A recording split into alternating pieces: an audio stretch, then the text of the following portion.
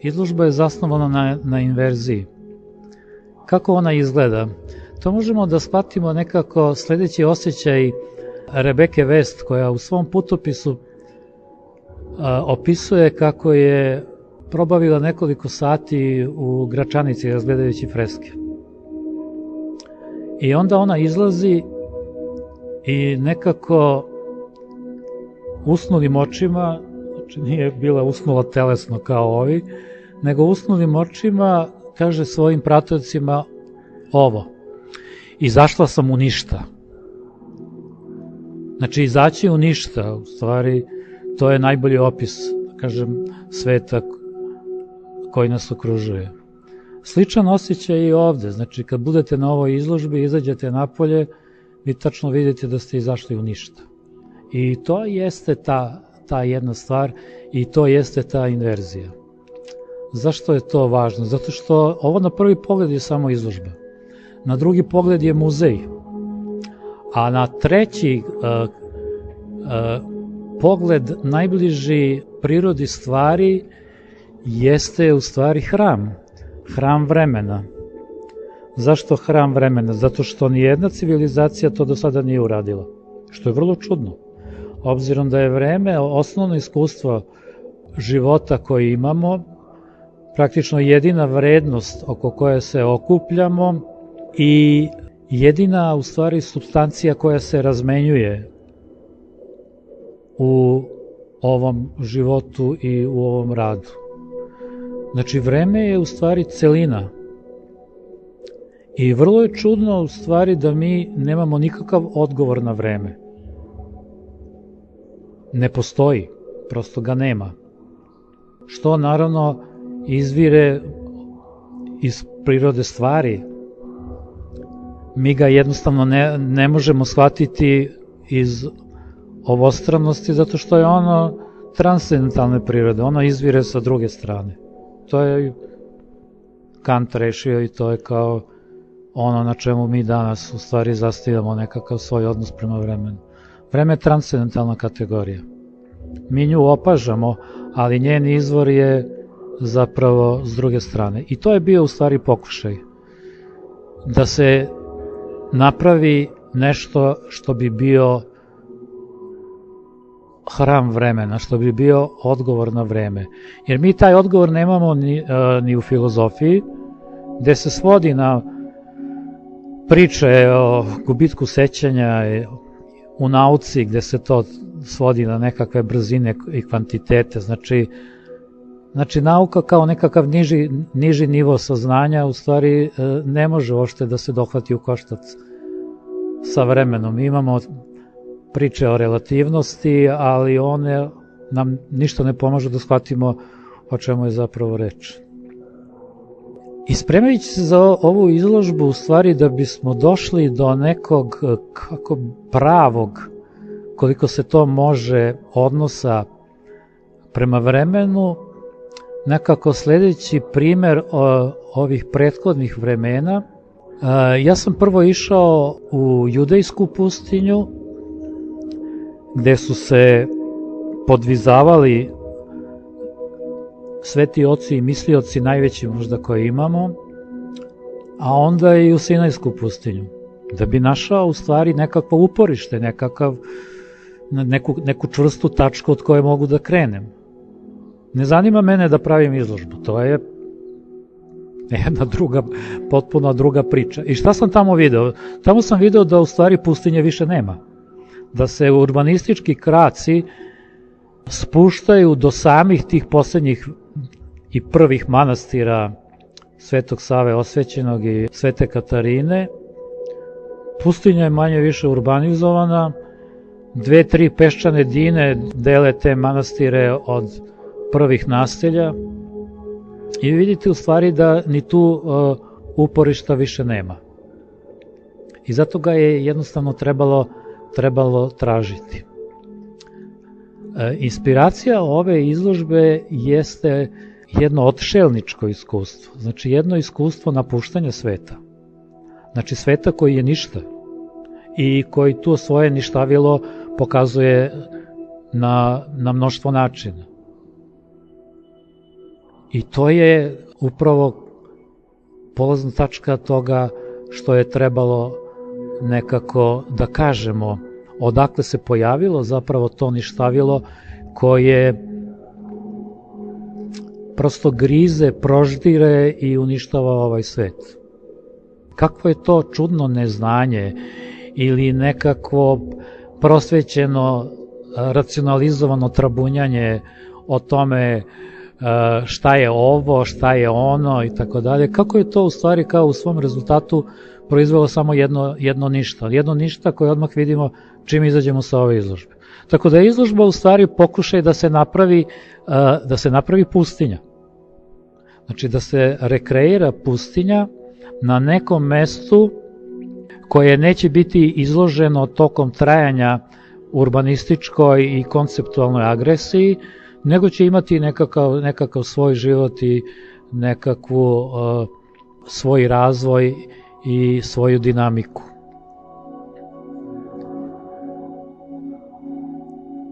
I tu je nađena u stvari ta nekakva linija razgraničenja, ovo što sad političari kažu crvena linija koja se ne može preći. Kada smo mi zapravo ušli u to ništavilo i kada je život postao samo jedna gola gluma, gde, kao što je možda i Sokrat uočio, sve te profesije koje nas uključuju, oni glume u stvari nekakvo znanje i glume nekakve racionalizovane pristupe, međutim iza toga apsolutno ne stoji ništa. I mi više ne verujemo nikome u to što priča, to su sve tako nabacivanje različitih racionalizovanih uvida koji nemaju nikako više pokriće u stvarnosti. Zašto nemaju? Zato što se stvarnost raspala. I ovo je pokušaj u stvari da se jedna raspala stvarnost nekakvim koncem poveže u jednu celinu. I tu postoje, da kažem, i načelni i praktični problemi. Načelni problemi povezani sa samom prirodom stvari, koje je lepo izrazio onaj matematičar Gödel, da opis svake celine završava u protivrečnostima. Znači svaka se celina raspada u protivrečnostima. Ali imamo i praktične probleme, a to je da je ta prosvećena kultura koja zna sve o svemu, a zapravo ništa ni o čemu, rascepila stvarnost i stvorila nekakve odvojene prostore koji se više ni na koji način ne mogu povezati jer beže jedni od drugih. Ne mogu se naći ni jedan više zajednički imenitelj toga svega. Imate posebne institucije, jedne se bave naukom, drugi se bave drumskim prevozom, treći se bave muzeologijom i svi znaju sve o tome, a u stvari sve se raspada pred našim očima. Bez ikakve svesti u stvari da jedino celina može da omogući da mi napravimo sledeći krug u krugu. Šta znači da je nešto hram? Pa to možete lako da vidite u Egiptu, kada uđete u piramide. Šta je to tamo? Je li to izložba? Gde su oni po zidovima strahote ispisivali narative, da bi objasnili nešto. Ovo strašno. Znači, to je kad stvari gledate kao izložbu. To je kao kad stvari gledate kao muzej. Onaj ko je pravio tu piramidu, tu navodnu izložbu muzej, uopšte mu nije bilo palo na pamet, u stvari, da gleda stvari iz nekakve prizemne perspektive. On je imao pred sobom zadatak celine, besmrtnosti duše, svega toga što prosvećena kultura naravno banalizuje, relativizuje, to je sve ništa, mi to sve veselo idemo kao u nekakvu tehnološku projekciju o budućnosti. Međutim, to sve pada u vodu i ta podela na vizuelno i narativno i tako dalje, to je kao neki niži oblik saznanja koji samo u suštini opterećuje naš pogled, ne možemo da vidimo zapravo o čemu je reč.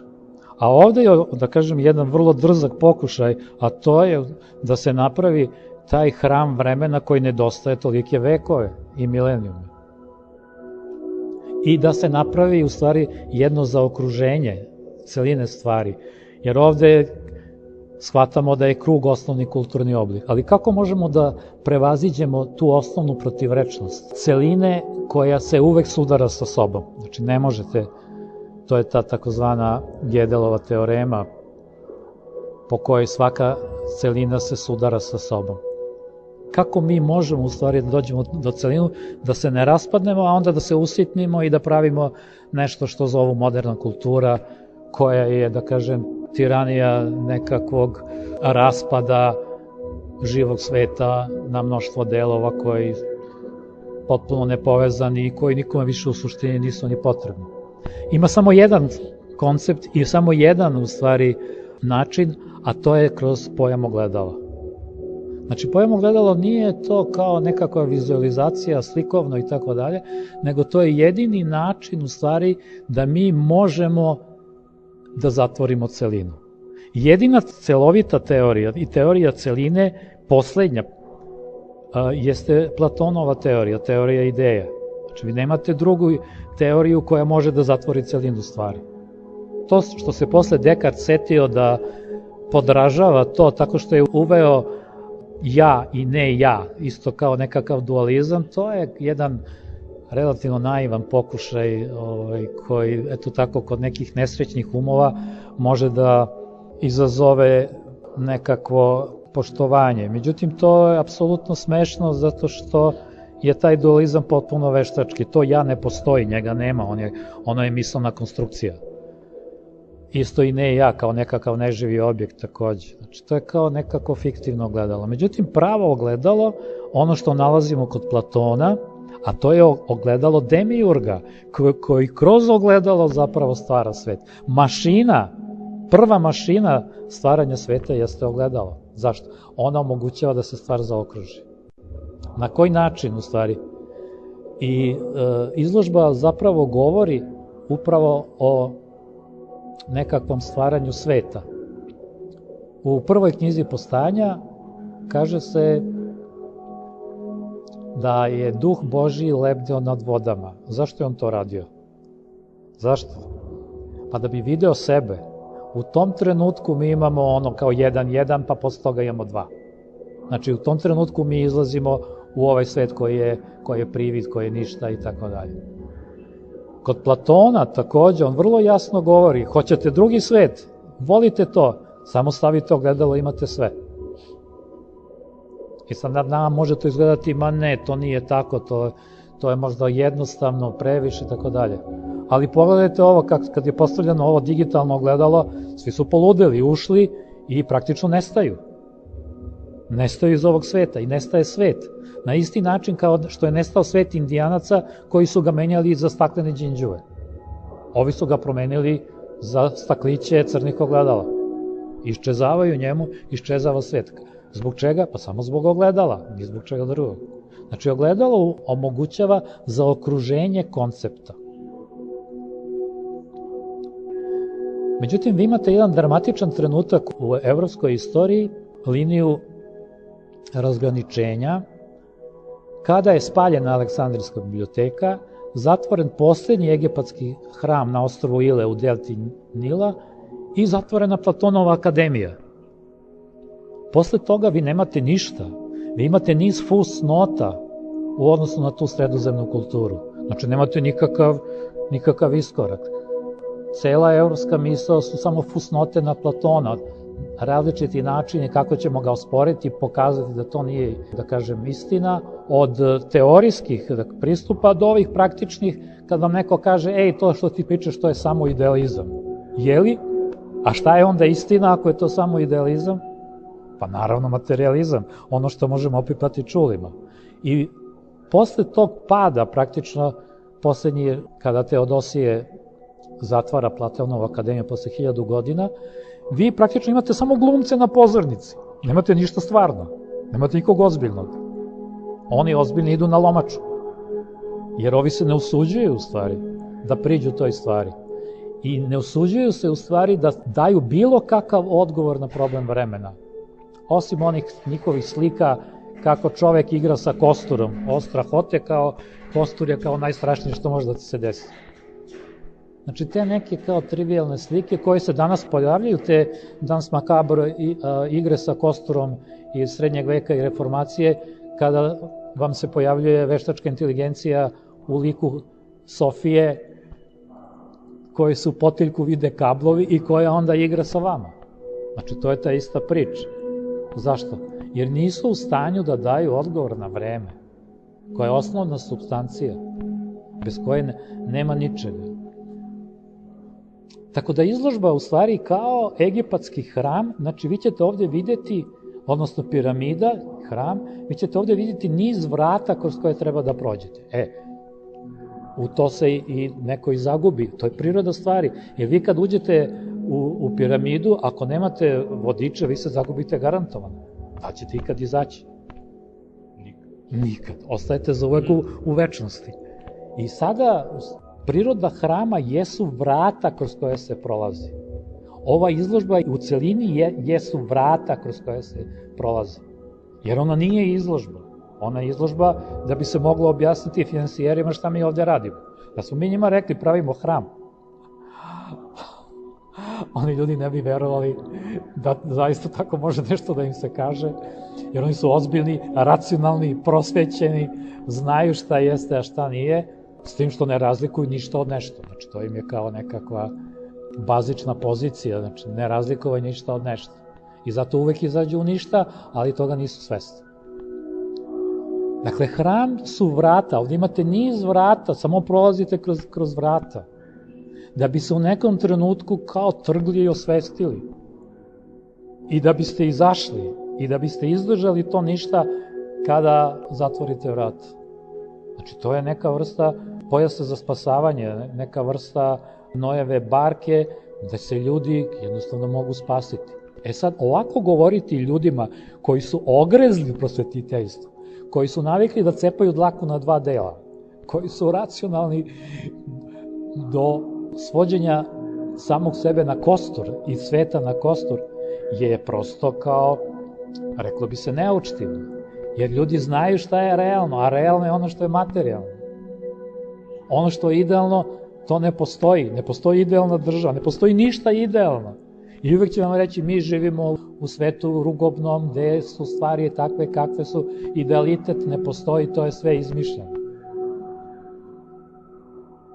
Znači, pokušaj rehabilitacije Platona, jedinu teoriju koja je konzistentna u sebi, zato što radi sa ogledalom, koja je osnovna mašina proizvodnje ovog sveta, i u Starom Zavetu i u antičkoj kulturi. I danas, samo što je danas varljivo, znači vi imate novo ogledalo, digitalno, i imate ljudi koji veruju da to stvarno postoji. I ulaze u ogledalo i kao kad uđu u egipatski hram, izgube se i više ih nema. Nema ih više. Ne postoje. Ušli su unutra. Iščezli. Gledaju vas šupljim očima. Jer njima ovo stalno titra. U Pekingu ne možete sretnati čoveka koji ne drži ovo pred očima. Ovde ide ka tome, još nije dotle došlo. Znači ogledalo, crno ogledalo koje je postalo vladar. Ogledalo jeste vladar. I zato je ova izložba pokušaj da se odbrani ta osnovna linija koja vodi od Platona, koji vlada starim svetom, do Svetog Save, koji vlada novim svetom. Da se izvuče ta linija Platonovog demiurga i njegovog ogledala do Svetog Save, danas smo čuli, njegovog shvatanja ogledala kao potpunog brisanja sećanja. Znači, gledajte u to, vi ćete platiti cenu gubitkom sećanja. Čovek bez sećanja, on ne postoji, jer sećanje nije isto što i pamćenje, zato što sećanje obuhvata i prošlost, i sadašnjost, i budućnost. I zato Sveti Sava. I to je ta linija, u stvari, Platon Sveti Sava, koja povezuje tu stvar i neskriveno govori o čemu je reč. I onda preko puta gore imate kod rečnika tehnologije, razbiti ogledalo. Znači, vi se ne možete spasti ukoliko ne razbijete ogledalo. A kako to može? Pa to može u stvari jednim odšelničkim poduhvatom napuštanja ništavila, shvatanja inverzije. Jer nije ovo izložba, ono napolju je izložba, ali loša, zasnovana na konceptu tehnologije. To je izložba, ovo je hram, ovo veze nema s izložbom. Kakva bre izložba? Kome je stalo do izložbe? Sada, kada se sve ruši, sad mi kao pravimo izložbu. Ma ne, jednostavno pravimo jedno potpuno kao upozorenje, utočište i pravimo niz vrata kroz koje treba da se prođe. Ako se ne prođe, nema ničega više, to je kraj priče.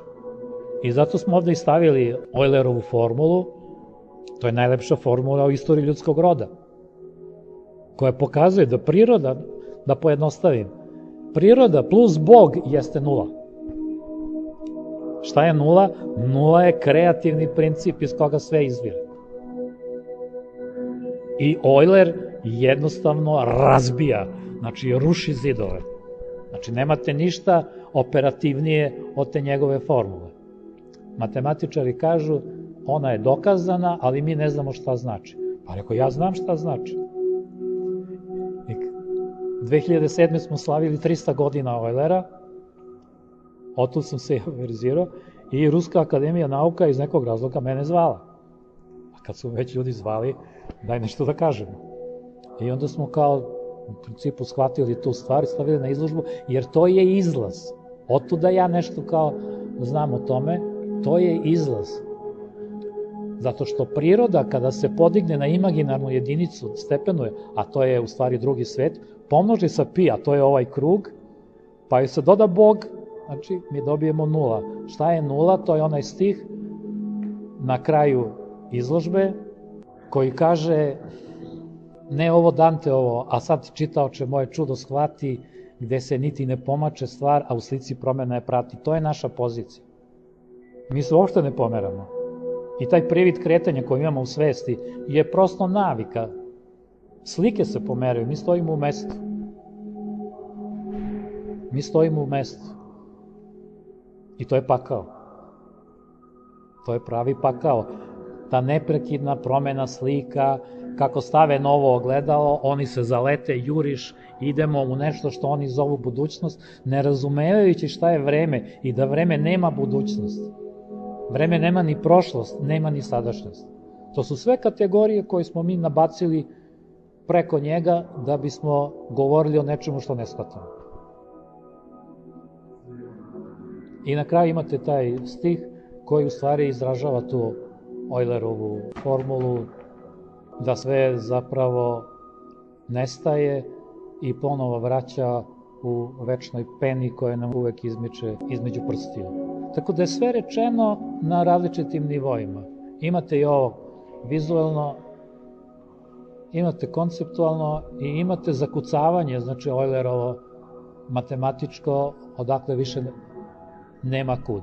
A Milanković svojim lepim rečima sve to objašnjava i sve to slaže u jedan kanon, da bismo mi osetili kanonsku prirodu stvarnosti. Ona koja je data i egipatskim piramidama i koja je data i nomokanonom i koja je data ovim ovde svim prolazima kroz koje mi treba da se zavučemo, ne bili smo u stvari u jednom trenutku osetili o čemu je reč. I što se tiče istorije, znači istorija je prosto jedna obična reč, ona nema nikakvu stvarnost, ona nema nikakvo pokriće. Jer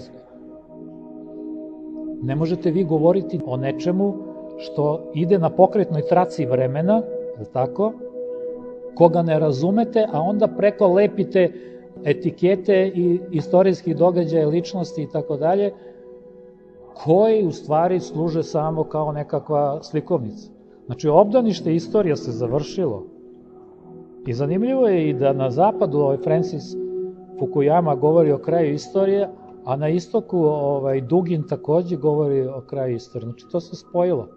A to je zato što pojam istorije nije moguć bez koncepta njegovog kraja. Znači, svaka istorija mora da definiše svoj kraj.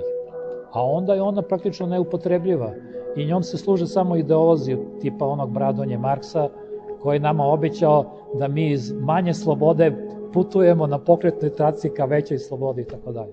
Da bismo se mi našli sada u totalnom ropstvu. Znači, Bradonja nas je potpuno prevario.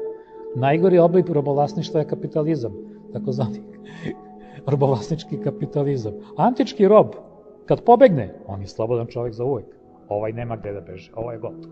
Ovaj je uhvaćen i sada mu otvoreno govore da će izvršiti egzekuciju nad njim, kroz veštačku inteligenciju, razvoj tehnologije, spajanje mehaničkog, biološkog, genetskog, informatičkog tela. Otvoreno mu govore da je on odigrao. I oni i dalje kao veruju u to ogledalo, da će oni digitalno kao nešto da promene svet i tako dalje. Otvoreno mu govore da je završio, da je kraj istorije. I slažu se jedan i drugi. I istok i zapad, kraj istorije. I ovo je borba za kraj istorije. A mi smo to hteli nešto da kažemo ovde. Hteli smo nešto da kažemo potpuno hipnotisanim, uspavanim ljudima koji žive u ogledalu, više ne žive ni u kakvoj stvarnosti. Jer im je mnogo bitnije u stvari ono što se događa u ogledalu nego ono što se zbiva u stvarnosti. Pa ja mislim da je to humanitarni rad. Ako im to saopštiš i ako im pokažeš kako drže telefon na kome piše virus i veruju u te viruse, znači to je nova vera koja se instalira, znači sve je to povezano. Digitalni svet, virusi, jer virus je ogledalo, šta drugo, na mikronivou. On primorava ćeliju da se ponaša kao ogledalo, znači to je samo jedno ogledalo.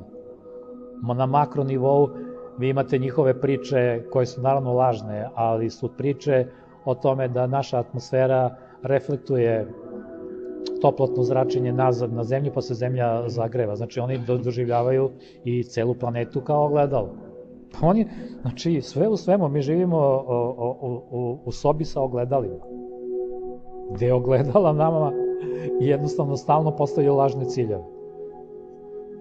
I sad u tome praviti izložbu, to stvarno mogu ovi konceptualni umetnici i oni koji su ljubitelji ništavila. Ajmo još jedno ništavilo, kao, da to kao nešto napravimo. Ali to je sve, eto tako, mislim, kao nekako uzaludno gubitak vremena, znači jedine supstancije sa kojom mi raspolažemo. I odličan je onaj film u nekoj skorijoj budućnosti, pošto je propala ova digitalna valuta, papir i novac odavno ne važi, onda su rešili majstori da se sve plaća vremenom. I vama je učitano vreme kroz neki čip i vama stalno tu, kao što pogledate na sat, sad pogledate ovde, ali to je vreme koje je vama ostalo na raspolaganju. I zašto je to bitno? Zato što se svaka roba i usluge plaćaju vremenom.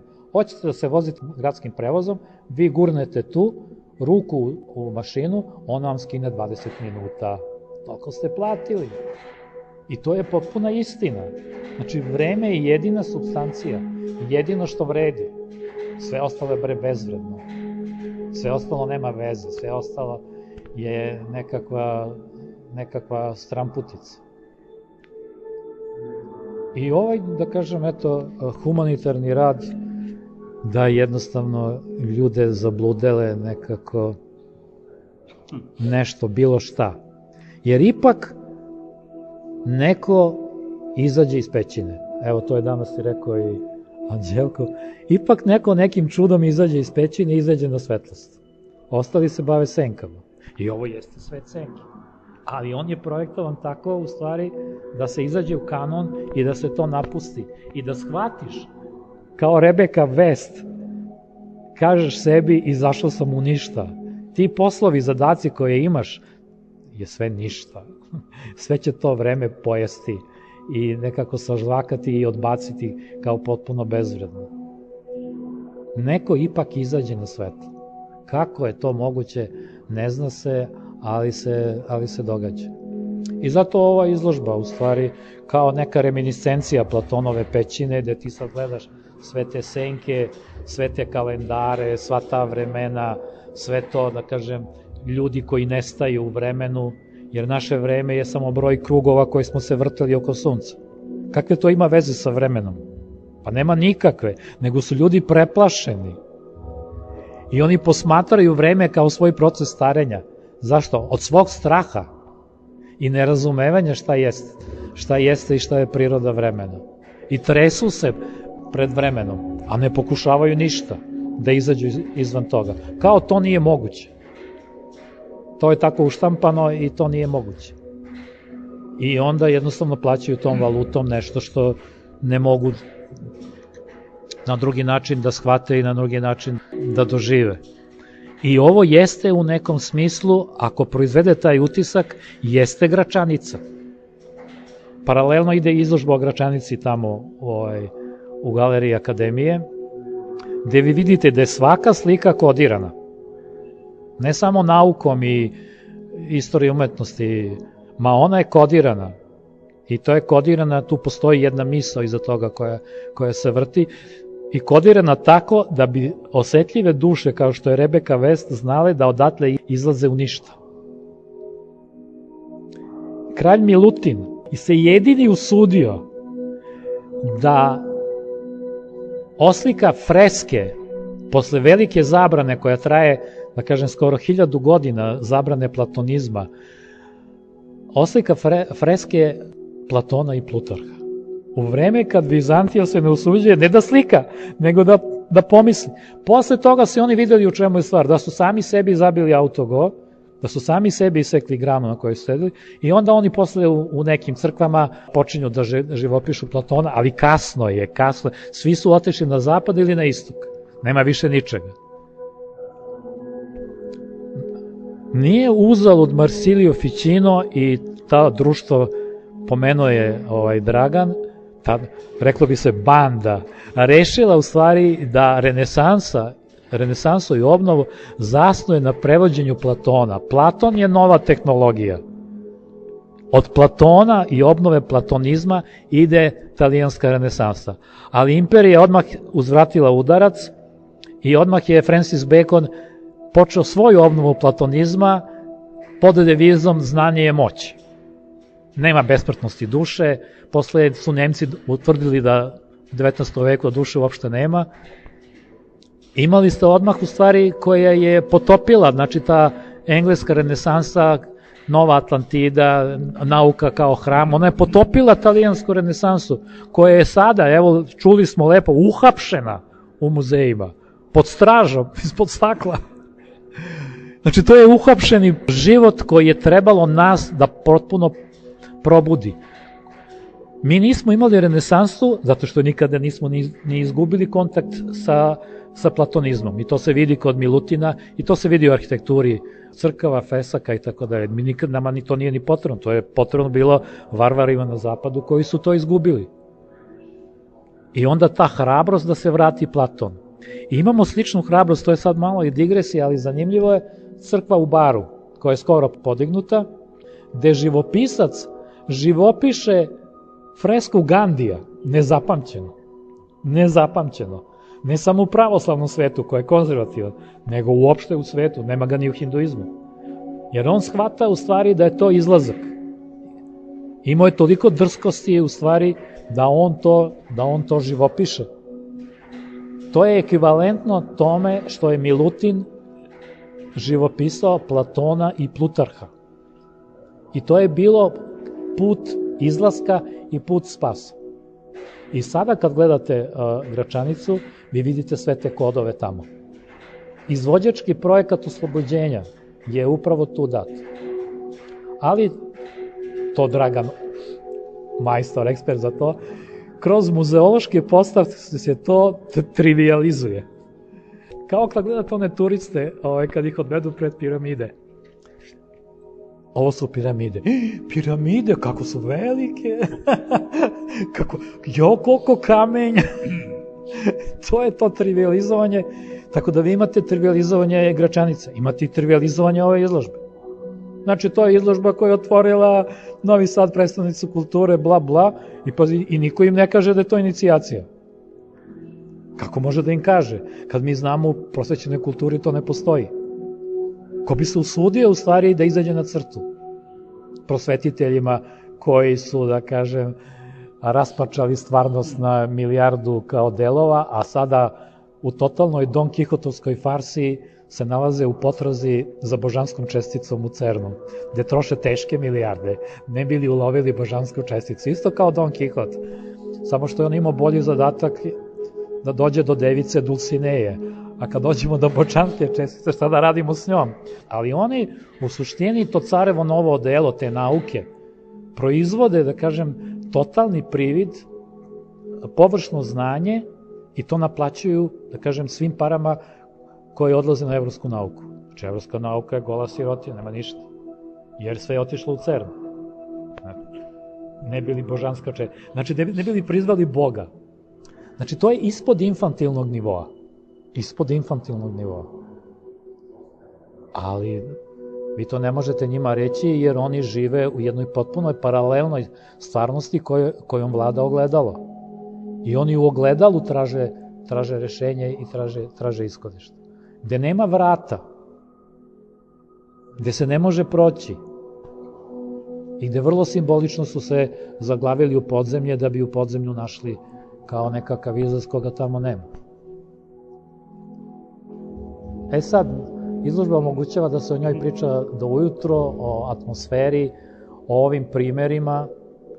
Kad sam bio u subotu, mislim da završim, prosto da čujete kao primer, kad sam bio u subotu ovde, prišla mi je neka žena, dvoje dece, kaže, imam dvoje dece, jedno dete 7-8 godina, kaže, autistično je. Kaže, moje dete je progovorilo. Žena, bio sam potresen. Kaže, moje dete se prvi put smeje. Znači, moje dete hoće da se druži. Pa šta sam ja, kaže, gubila vreme sa lekarima? Znači, to je bilo, znači, ono tačka na celu stvar, fantastično. Znači, i vi kad dobijete potvrdu od autističnog deteta, paradoksalno, vi ste onda došli na vrh. I to je, da kažem, nešto što je kao, prosto, nema laži, nema prevare, znači, imamo pokriće upravo u tome. I negde, u stvari, čekamo kraj izložbe kao što pametni ljudi čekaju streljanje sa osmehom, znajući da idu u bolji svet i tako dalje. Jer ova, da kažemo, ovi sinovi tame, znači, koji će da se pojave tu sa čekićima, oni apsolutno nemaju nikakav odnos prema tome. I onda na kraju krajeva imaš lepo društvo, na kraju krajeva ubili su Sokrata, zatvorili su Platonovu akademiju, spalili su Đordana. Dakle, to je kraj priče, ali istovremeno i, da kažem, nekakva vera u Vaskrs, jer ako je ovo zaista to, onda će, što kaže Milanković, delovati svojom snagom. Bez obzira što zakucavaju i prekucavaju i tako dalje. Malo jeste tužan trenutak. Nemoj da mračiš.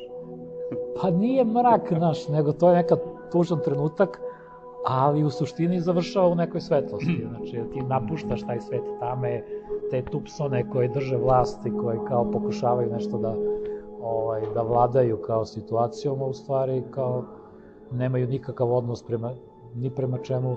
I da bi se potvrdila misao Rebeke Vest, izašla sam u ništa i mi izlazimo u ništa i samim tim odlazimo dalje, ko zna gde.